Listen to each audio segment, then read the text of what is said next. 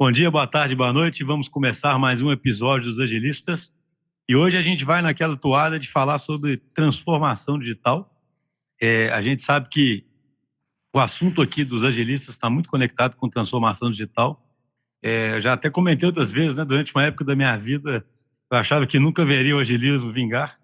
Mas a verdade é que a transformação digital começou a fazer as empresas terem que fazer as coisas de uma forma diferente, com mais experimentação, etc., né?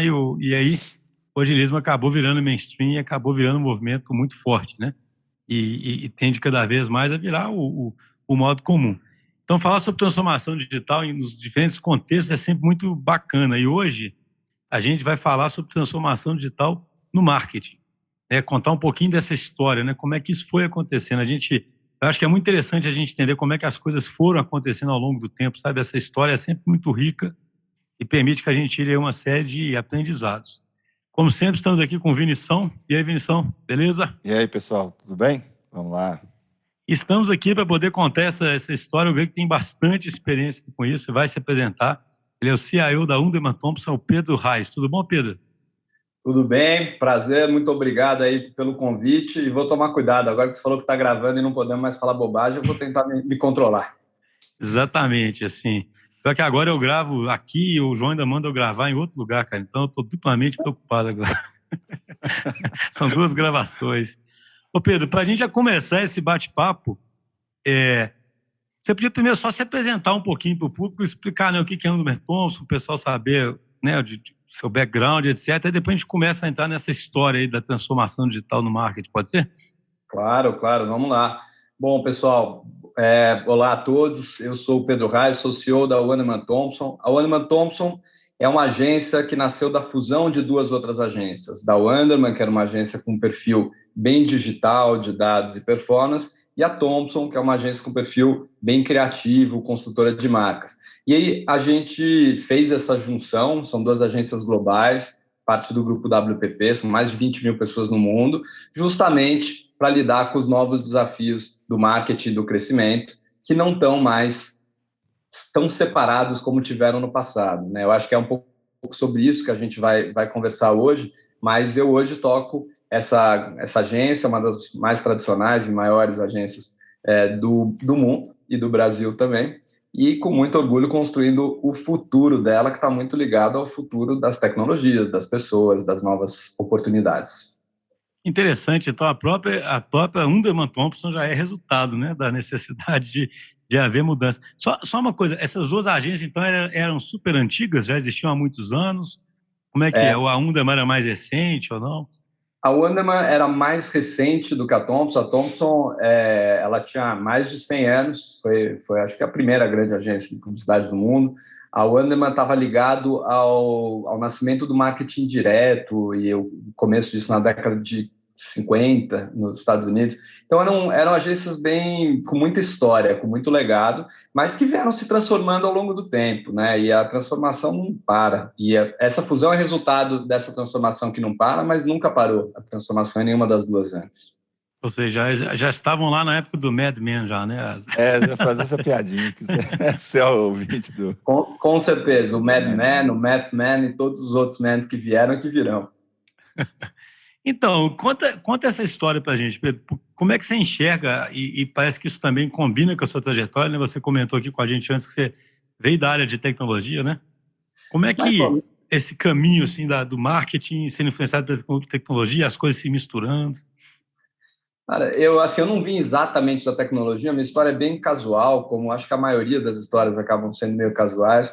Eu sou administrador de empresas de formação e, muito por acaso, mandei meus currículos para todo mundo que anunciava no quadro verde lá da faculdade, e fui chamado para uma entrevista. Na época eu mandei para banco, consultoria, todo mundo que estava contratando, indústria, e tinha um cartazinho no canto, isso era fim da década de 90, que estava escrito assim: quer trabalhar de bermuda? Mande um e-mail para a gente. E aí eu mandei. E me chamaram para entrevista. Eram, sei lá, meia dúzia de pessoas num escritóriozinho na Rua Augusta, em São Paulo, que estavam lançando um site de entretenimento. E eu entrei nesse time, foi meu primeiro trabalho. Era um site que chamava fulano.com.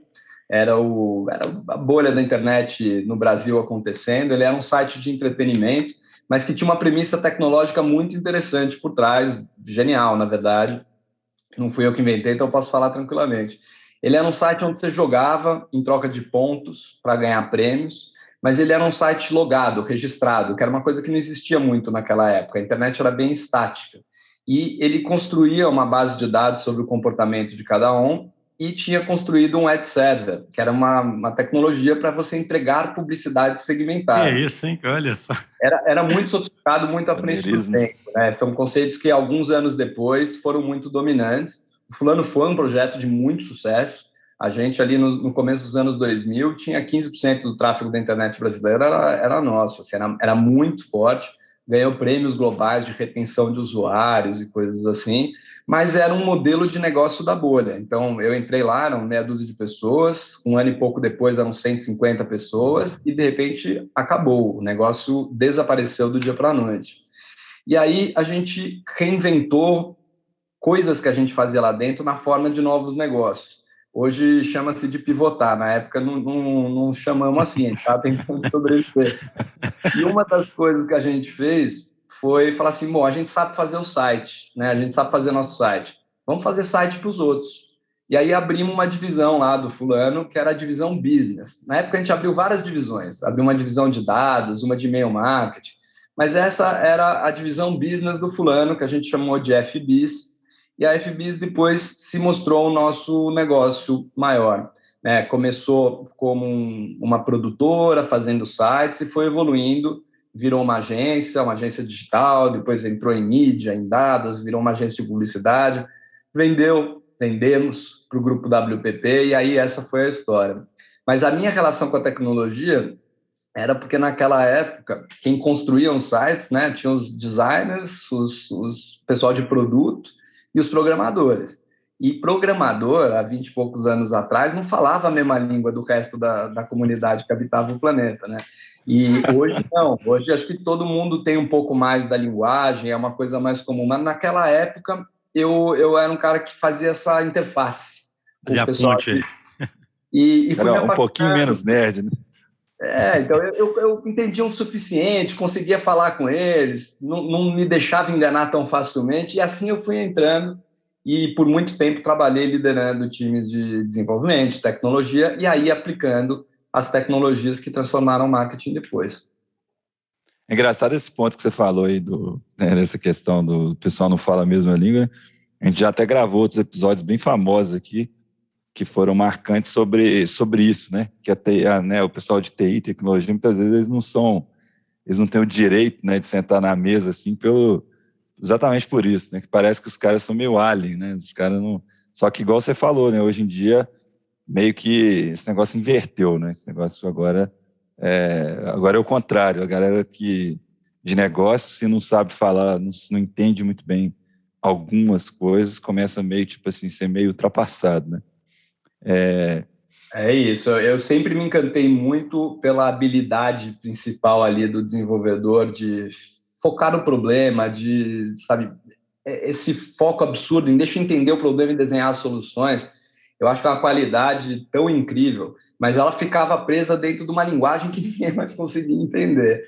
Então, acho que há 20 anos atrás, e por muito tempo, né, pessoas que conseguiam fazer essa ponte tinham uma facilidade boa, assim, nesse mundo da internet começando, e foi assim que eu acabei construindo a minha carreira. Legal. Uma outra coisa que a gente já até teve alguns episódios relacionados a marketing, né? Uma coisa que eu lembro de ter perguntado em alguns deles, que é sempre interessante a visão assim, diferente, de pessoas diferentes, é o seguinte: a gente, né, o podcast aqui, tem o tema central aqui do agilismo, né? E no agilismo tem um pressuposto ali de que você, muitas vezes, o problema é complexo e você não sabe, você não consegue estabelecer uma causalidade muito forte, tipo assim, pô, isso aqui eu tenho certeza que vai dar certo.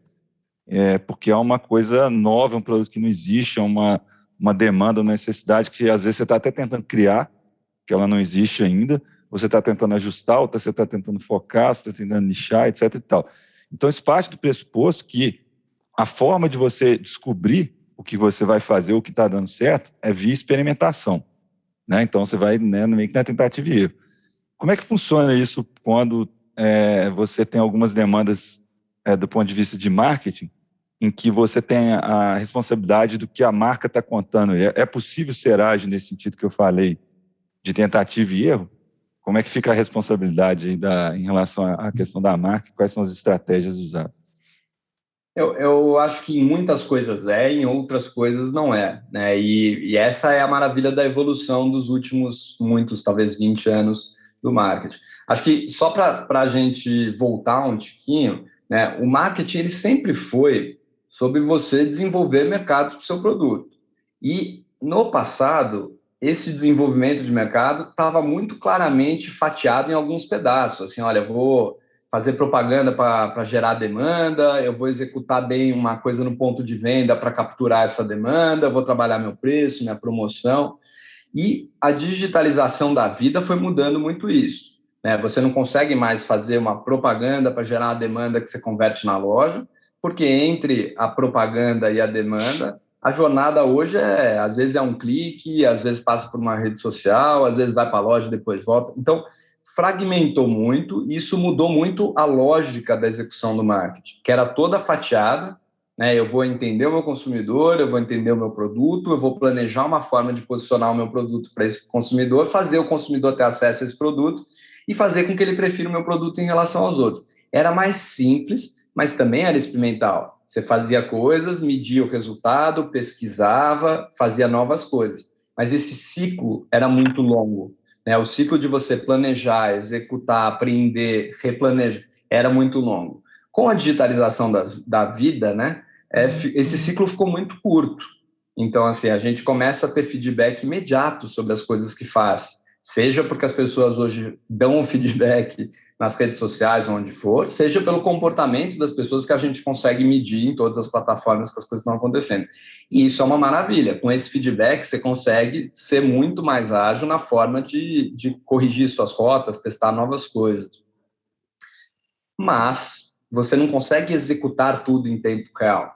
Então, quando eu te falo sim e não, tem coisas que você consegue executar com muita velocidade, tem coisas que você não consegue executar com tanta velocidade. Então, você levar um produto ao mercado não é uma coisa que você consegue ficar testando, voltando. Você tem que fazer escolhas ao levar o seu produto ao mercado. Mas quando você executa uma mensagem de marketing, coloca ela no ar, hoje, a maioria das vezes, a gente entra com muitas versões dessa mensagem e vai aprimorando ao longo do tempo. Mas, por exemplo, os assets visuais que a gente trabalha hoje, se eu preciso fazer uma nova mensagem, eu não volto para planejar o diretor de arte, refazer uma peça desde o começo. Quando a gente planeja uma campanha, a gente já planeja ela toda atomizada num design system, que eu consigo trocar elementos através de tecnologia com a velocidade do feedback que eu tenho. Então, é muito mais legal do ponto de vista de execução de mídia, de conteúdo, de dados, mas ainda existe um trabalho mega importante de como é que eu vou chegar no mercado com o meu produto, com o meu serviço, que ele não consegue ser tão ágil assim.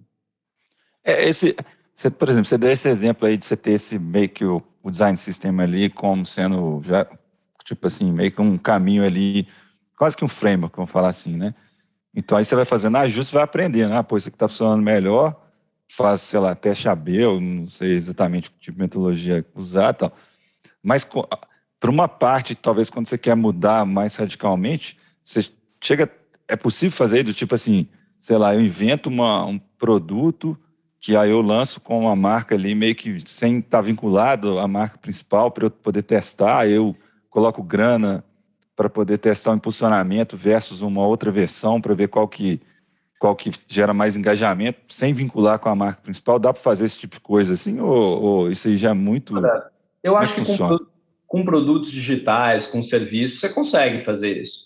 Mas introduzir um produto ou um serviço, né, não é só torná-lo disponível e fazer as pessoas chegarem nele, né? Muitas vezes a construção de um produto ou serviço passa por muito mais do que isso, muito mais do que essa jornada. Então, eu acho que muitas vezes esses testes eles não refletem a realidade do que é você lançar um produto ou um serviço.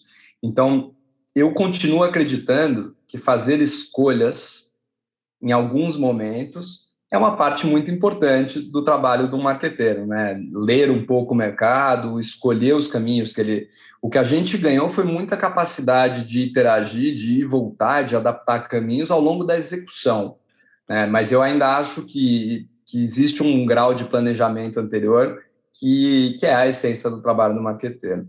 Tem coisas, por exemplo, que você faz. A gente teve o Big Brother esse ano, que foi um grande evento, né? Para o Brasil todo, na pandemia, para o mercado publicitário, a gente tinha alguns clientes dentro do Big Brother. É um trabalho muito maluco, porque o que acontece ali, todo dia é uma história diferente. Você não sabe o que vai sair dali. É muito feedback ali na hora, né? Então, como que você faz isso sob a ótica de uma marca? Você se prepara, você se planeja para todos os cenários possíveis. É diferente de você ir aprendendo e evoluindo. Você abre todas as possibilidades para que, conforme as coisas aconteçam, você está pronto para executar muito rápido dentro do que aconteceu no teu ambiente. Então, acho que mudou muito a forma de fazer, mas ainda existe um papel muito importante do marqueteiro de fazer as suas escolhas e as suas apostas. Você desenvolve plano A, B, C, D. Não, interessante assim, se eu entendi bem, né, cara, assim, ainda existe um core, né, alguns princípios, uma estratégia, né, uma parte de criação que vai delinear o que vai ser adaptado a partir dali, né? Você não começa adaptando qualquer coisa, né? Aí existe uma tensão entre o criativo e isso ou não, hein? Primeiro, assim, é isso mesmo, né? Ou seja, você parte de uma estratégia, porque você começou falando assim, né? Uma era mais pro lado de performance, a outra mais pro lado criativo, né? Eu sei que eu sou novo agora, né? A gente está integrando o grupo da APP, então eu vejo lá no Mad Men já tinha uma tensão do pessoal criativo, sabe? Como se o pessoal o pessoal criativo fica ali criando para brotar um negócio, a gente tem que ficar... Como é que é isso hoje em dia, né? Eu entendi o papel relevante, mas como é que é isso na prática, né? Olha, a criatividade é a coisa mais importante que existe no nosso negócio. A execução e a forma que essa criatividade chega nas pessoas é o que mudou muito. E aí o mercado demorou um pouco para se adaptar, para entender que ideia, criatividade e execução tem que acontecer em todos os canais com consistência. Porque se você pegar a realidade hoje do mercado, as plataformas como o Google, o Facebook, os grandes e-commerce, marketplace, padronizaram muito, né, o cenário competitivo e o ferramental de marketing. Todo mundo está atuando nos mesmos lugares, falando com os mesmos consumidores, otimizando com os mesmos dados, pelos mesmos algoritmos e mesmas ferramentas. Isso é muito saudável para quem é dono dos ecossistemas, das plataformas e das ferramentas, mas isso não diferencia um produto do outro, um concorrente do outro. Como marketing, o teu papel é criar diferenciação, é criar valor para o seu produto, e fazendo tudo igual aos outros, você não vai fazer.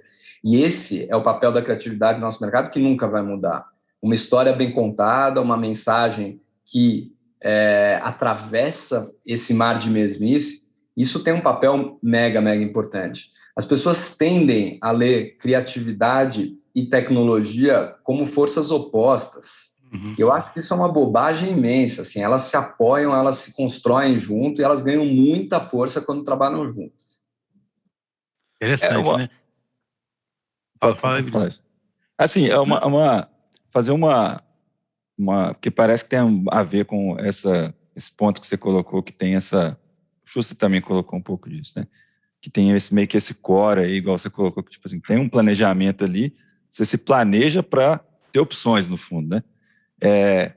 Isso, até esse exemplo que você deu do Big Brother, imagina assim, você tem que ter um aparelhamento muito forte assim de como coletar informação, processar informação. Teve um episódio que eu não estou lembrando exatamente qual, mas a gente comentou sobre isso e a pessoa falou assim: quando a gente fala de transformação digital, o pessoal fica pensando ali no, sei lá, no óculos, de realidade aumentada, não sei o quê. E, na verdade, na visão dele, a transformação digital é muito mais no backstage, sabe? Tipo assim, é muito mais nesse aparelhamento para você te subsidiar para tomar de decisão. Você enxerga assim também? Como que você enxerga assim? Eu enxergo a transformação digital como uma ótica de dentro das corporações, né? As pessoas não estão se transformando digitalmente, as pessoas estão vivendo a vida delas, do jeito que a vida se apresenta, com as ferramentas e as tecnologias que a vida colocou para elas. O que aconteceu é que com a integração dessas ferramentas todas e dessa vida toda, aquilo que era tão separado no mundo corporativo, de repente ficou impossível de ser separado no mundo corporativo. Então você tinha uma área para resolver cada negócio, essas áreas não se falavam, e de repente todo mundo precisa estar alinhado, porque é um consumidor só, um canal só, um dado só, uma informação só. As empresas eram separadas por canais, por exemplo, tenho a minha loja física, eu tenho o meu call center, eu tenho a minha venda através de terceiros. Se as pessoas não se falavam com atendimento. Aí hoje, um cliente que compra um produto seu, através de uma loja de terceiro, entra no seu atendimento para trocar um produto na sua loja. Como é que você faz isso se você tem 5 departamentos com 7 sistemas dentro de uma empresa? Você não faz. Então, sob a ótica da empresa, a centralidade nas pessoas, ou a transformação digital, a integração da experiência, da jornada, ela é dificultada pela origem da empresa, que é fragmentada de um jeito que não é mais a vida de hoje. Isso que é o legal. As pessoas estão simplesmente querendo viver a vida com jornadas mais legais, usando produtos e serviços de uma forma mais natural para elas. E as empresas que estão correndo atrás para se adaptar, porque elas são organizadas em formas diferentes. Quando uma empresa nova nasce, já nasce nesse novo contexto, ela não tem esse problema, né? E aí eu encasqueto um pouquinho com esse tipo de conversa, porque às vezes alguém compara uma empresa que tem um legado enorme com uma empresa que nasceu com um produto digital há 5 anos atrás e fala, olha, é assim que faz. Não, é assim que faz se você não tem as restrições e a história que aquela empresa tem. Aquela empresa tem que fazer de um outro jeito. Mas a empresa que nasceu digital e nasceu estruturada desse outro jeito vai enfrentar outros desafios também. Então, eu adoro o tema de transformação em geral, mas eu acho que ele é um dilema corporativo, não é uma coisa da vida das pessoas. Eu, Pedro, concordo, assim, 100%, viu? A gente atua muito com empresas tradicionais, né? E a história, o contexto de cada empresa, né, cara, é muito definidor do caminho que ela vai seguir, né? E aí eu acho que é absolutamente irritante, sabe, para uma empresa tradicional, alguém chegar só com o caso de uma empresa nativa digital, né, cara, e ficar falando, tá vendo? Nossa, tem que fazer isso. O cara fala, cara, você não tá enxergando a minha realidade aqui, não, né? O caminho que eu vou seguir não pode ser o mesmo, né? Nem as nativas vão ser todas iguais, né? Imagine uma tradicional com uma dessas, né?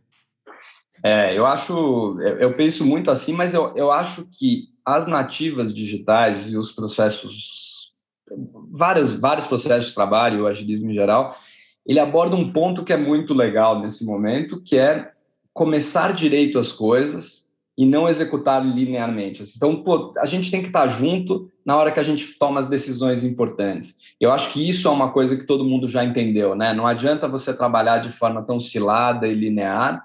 Tem momentos que a gente tem que se alinhar aqui e executar junto. Princípios de design thinking, é a mesma coisa, né? A gente vai convergir, mas a gente tem uma hora que sentar, combinar antes de dar um próximo passo. Isso eu acho que é muito valioso para todo tipo de corporação, seja ela nativa digital ou não. No Engraçado, né? agilismo é sobre aprender, né, cara? Aprender continuamente, né? Só uma Engraçado. pergunta que eu... Não, fala aí, Vinícius. Não, assim, é engraçado que você falou isso aí, né? Falou assim, o pessoal já percebe isso, né? Não dá para, igual você falou aí, não dá para você ter tanto silo, mas como é difícil executar. Tipo assim, uma coisa é você perceber, outra coisa é você perceber, concordar, outra coisa é executar, né? A gente vê muito isso, assim, né? Igual você falou, a gente trabalha com clientes muito tradicionais, imagino que a Wunderman Thompson também, né? O grupo como um todo, eu acho que, né, tem essa realidade. Como é difícil, tipo assim, sair da intenção para execução, né? Assim, a gente trabalha com clientes de todas as naturezas, né? Tem o Google, tem a Netflix, tem a Tramontina, tem a Avon, tem o Shopping, tem tanto cliente legal, diferente lá dentro, e cada um tem o seu ponto de partida e tem a sua ambição. O que eu acho que é comum a todos é que a mudança, ela só acontece se ela é uma intenção real da companhia. E companhias são organismos, né, que vão se defender de mudanças se não quiser todo mundo ir para o mesmo lado. Acho que isso é Fala verdade bastante assim. de todo tamanho e de qualquer mercado, de qualquer história. Então, mas você tem, até aproveitando essa linha, você tem percebido em clientes que têm essa intenção de mudança, já fazendo essas campanhas, ou já fazendo, né, essas novas promoções, etc., já partindo dessa premissa de quebrar silo, de Se você não conversar só com um cara de marketing, aí o cara faz um briefing com alguém lá dentro, aí, sabe aquela coisa que vai e volta 1 milhão de vezes, você já percebe realmente isso acontecendo? Completamente, completamente, assim.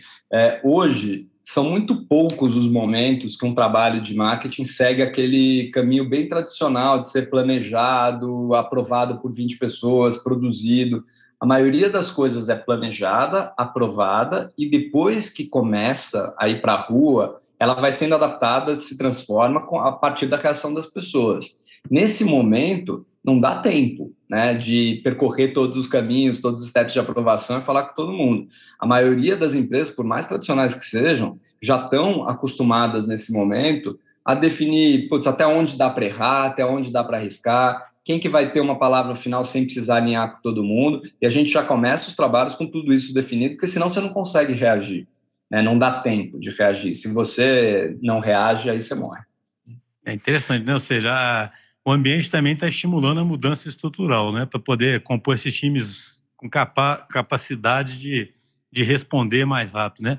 Porque, assim, se eu entendi bem, igual, assim, é até interessante você poder contar um caso, se for possível, assim, há 20 anos atrás, sei lá, era um mundo mais estático, que você se planejava, esperava, fazia.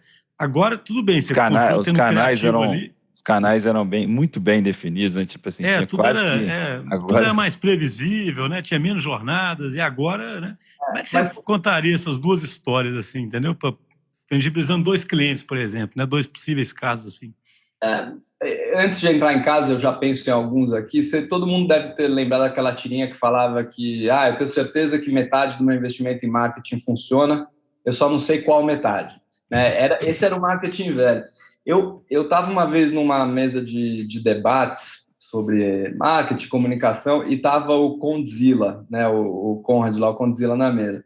E alguém perguntou para ele assim, falou, Conde, em que momento da história você acha que o marketing perdeu a conexão com as pessoas, né? A publicidade perdeu a conexão com as pessoas?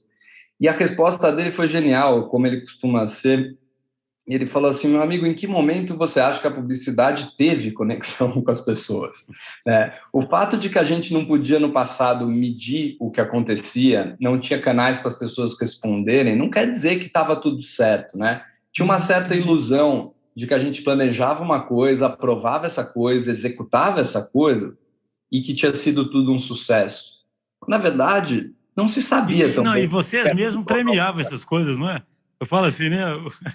Não, mas assim, media-se, né? Mede-se o resultado das coisas. E as coisas davam resultado, né? Você mede resultado em vendas e acho que tem muita conversa sobre se media-se ou não resultado, se a premiação na publicidade é uma coisa boa ou não. A gente pode falar disso, mas você tinha pouca coisa para medir e você não tinha mecanismo de feedback. No momento que as pessoas começam a ter esses mecanismos, hoje com redes sociais, esse mecanismo é imediato, esse feedback é também imediato. E é isso que muda as coisas, né? A capacidade de você receber feedback imediato é o que muda as coisas. Então, no passado, histórias lindas, campanhas lindas, mas a verdade é que o consumidor não tinha voz. O mundo era muito centrado nos dados que a gente tinha acesso, nas empresas que trabalhavam no segmento. E agora mudou. Agora você coloca uma coisa no ar e imediatamente essa voz do consumidor começa a conversar contigo. E essa é a parte mais legal, eu acho. Mas e o outro lado dessa moeda, Pedro, que eu tenho uma curiosidade sobre isso, né? Como é que a marca mantém a legitimidade dela, né? Não a legitimidade, os princípios dela mesmo, né? Porque você corre um risco de ficar respondendo a tudo ali, né? A rede social é uma coisa louca, assim, né? E pode ir equalizando todo mundo, né? Como é que faz para receber o feedback, mas se manter fiel ao que te diferencia ou ao que você acredita no meio desse mundo tão... Mas acho que esse é o ponto mais estrutural do marketing de hoje. Ele não tem nada a ver com o digital, mas ele foi muito movido pelo digital. Tem que ser verdade, ponto. Então, assim, a marca tem que ter uma atitude, a marca tem que ter responsabilidade com as suas promessas, a empresa tem que ter compromisso com o que a marca faz, e antes não era necessariamente assim. Tem várias histórias. Tem uma história, acho que é da década de 90 ainda, quando uma grande marca de artigos esportivos, eu acho que era a Nike, mas talvez fosse a Adidas, quis entrar no mundo do skate, né? Não tinha internet ainda na época muito forte, mas lançou uma linha de skate, fez um filme lindo falando sobre a liberdade do skate e tal.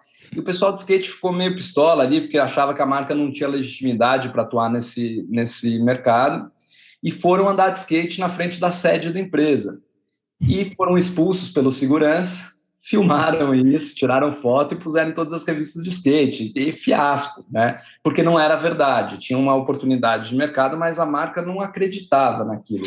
Hoje, esse tipo de coisa não dura um segundo. As marcas são cobradas pelos seus compromissos, pelas suas atitudes, o que exige que o marqueteiro tenha muita clareza de assim, quem sou eu, no que eu acredito e compromisso com o que faz. O que eu acho que faz o marketing hoje uma disciplina muito mais interessante do que ela era no passado. Até dentro desse tema aí, né? Recentemente eu fiquei lembrando aqui, eu assisti um podcast, eu esqueci o nome, um podcast famoso dos Estados Unidos. Esquecendo tudo, hein? Você tá ficando velho, hein, bicho? Tá parecendo sério, bicho.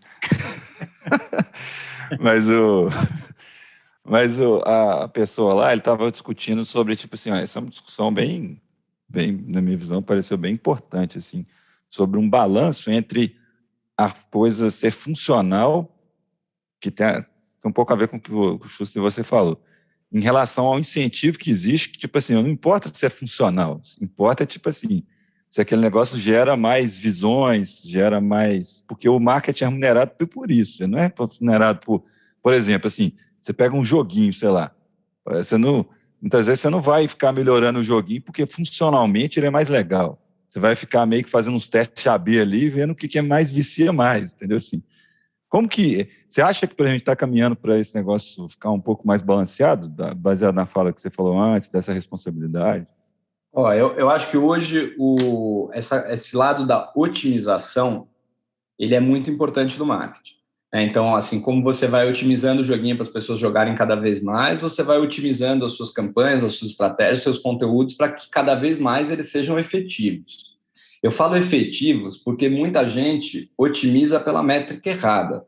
Então, por exemplo, muitas das campanhas em vídeo hoje na internet são otimizadas de acordo com os índices de audiência, assim. Então, pô, se a pessoa, você faz um vídeo com uma certa secundagem lá, e as pessoas vão abandonando nos segundos do começo, a otimização vai te dizer para diminuir teu vídeo.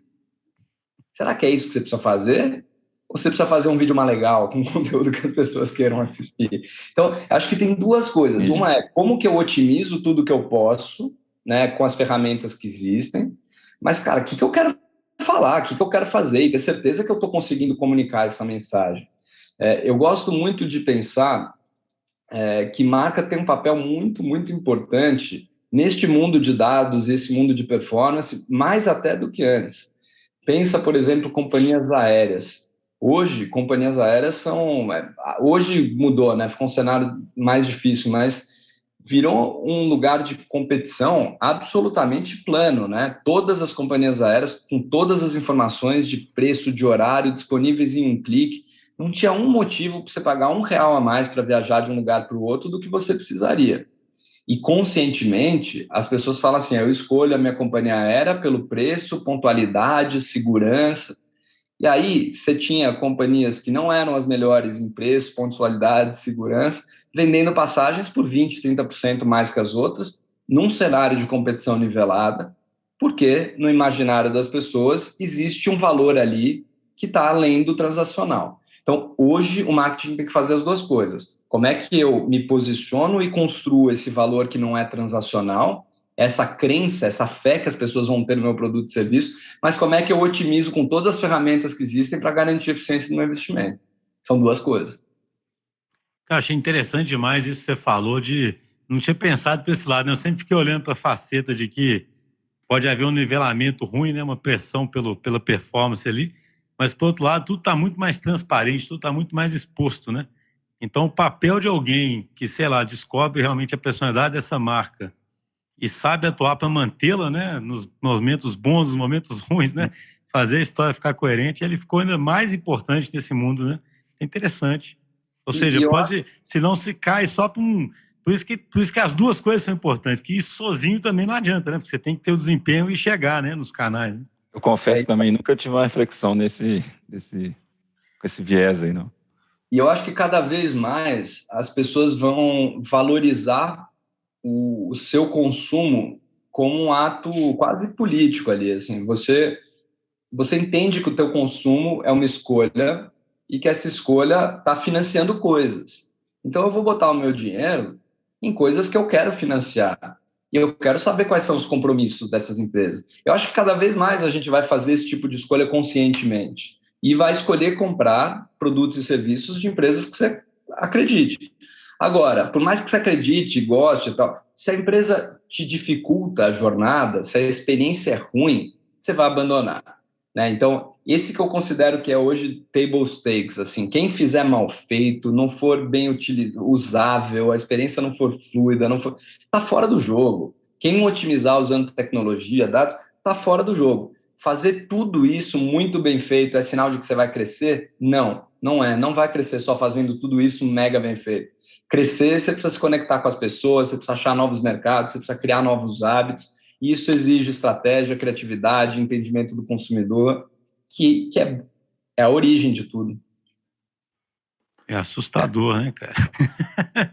É mais Eu falo legal. assim, não, mas o desafio é muito mais legal, né? Muito mais interessante. Eu acho interessante porque isso para mim toca no assunto que a gente adora falar sobre complexidade aqui, e as pessoas têm dificuldade em lidar com paradoxos, com ambiguidades, né? Então, por isso, talvez que queiram sempre fazer essa escolha que você disse, do tipo assim, se eu estou na tecnologia, na otimização, eu não estou aqui na criatividade, nessa essência.